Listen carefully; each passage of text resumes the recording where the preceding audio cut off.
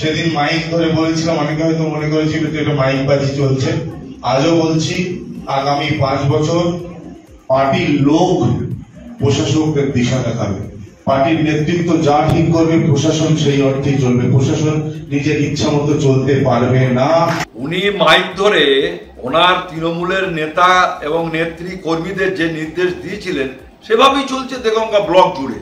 উনি মাইক ধরে বলেছিলেন প্রশাসক তৃণমূলের নেতা কর্মীদের নির্দেশেই চলবে, ভয় পেও না। হেরে গেছো তা কি হচ্ছে, পরাজিত হলে ভয় পাওয়ার কোনো কারণ নাই। যে সমস্ত এলাকায় তোমরা পরাজিত হয়েছো ওই এলাকায় তোমরাই কাজ করবে, প্রশাসককে বলে দেওয়া হবে প্রশাসক তোমাদের নির্দেশেই চলবে, ওখানকার মানুষের পরিষেবা তোমরা দেবে। সেভাবেই চলছে গোটা দেগঙ্গা জুড়ে। যেখানে যেখানে বিরোধীরা সেখানে জয়ী হয়েছে সেখানে সেই পঞ্চায়েত সমিতির সদস্য তারা কাজ করতে পারছে না, কাজ করছে তৃণমূলের নেতা নেত্রীরা কাজ করছে। দেগঙ্গা ব্লকের তৃণমূল কংগ্রেসের নেতা আনিসুর রহমান 21শে জুলাইয়ের প্রস্তুতি মঞ্চ থেকে যে বক্তব্য রেখেছেন এতে তার ঔদ্ধত্য প্রকাশ পেয়েছে। ঠিক একই রকম ঔদ্ধত্য আমরা দেখেছিলাম বীরভূমের যে বাদশা ছিলেন অনুব্রত মণ্ডলের গলাতেও ঠিক একই রকম ঔদ্ধত্য দেখতাম। তিনি ধরাকে সরাজ্ঞান করতেন না।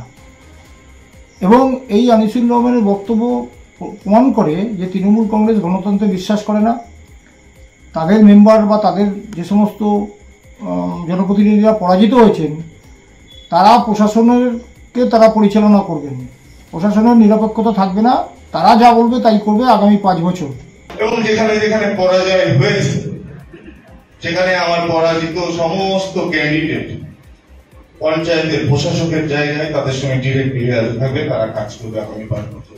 হেরে গেছেন মানে ভয় পাবেন না, পরাজয় হয়েছে বলে ভয় পাবেন না।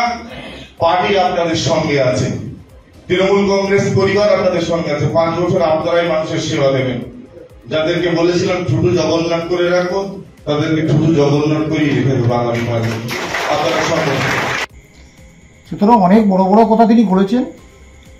সদ্য গ্রেপ্তার হয়েছেন ইডির কাছে। ওই অনুব্রত মণ্ডলের মতন ওই বাঘ বা বিড়াল এখন ইঁদুরে পরিণত হবে। যে কথা বলেছিল যে তাদের ঠুটো জগন্নাথ করে রেখে দেবে, হ্যাঁ ঠুটো জগন্নাথ করে রেখেছে। গোটা পশ্চিম বাংলা জুড়ে এইভাবেই চলছে, শুধু দেগঙ্গা নয়। আর আজকে এই যে তৃণমূলের নেতা উনি হচ্ছেন তৃণমূলের দেগঙ্গার ব্লক সভাপতি, আবার পঞ্চায়েত সমিতির সহসভাপতি, ওনার ভাই আলিফ নূর, এরা কোথায়? এরা এখন ইডির জালে ওই রেশন দুর্নীতি কাণ্ডে তারা গ্রেপ্তার হয়ে এখন তারা জেলখানায় রয়েছে।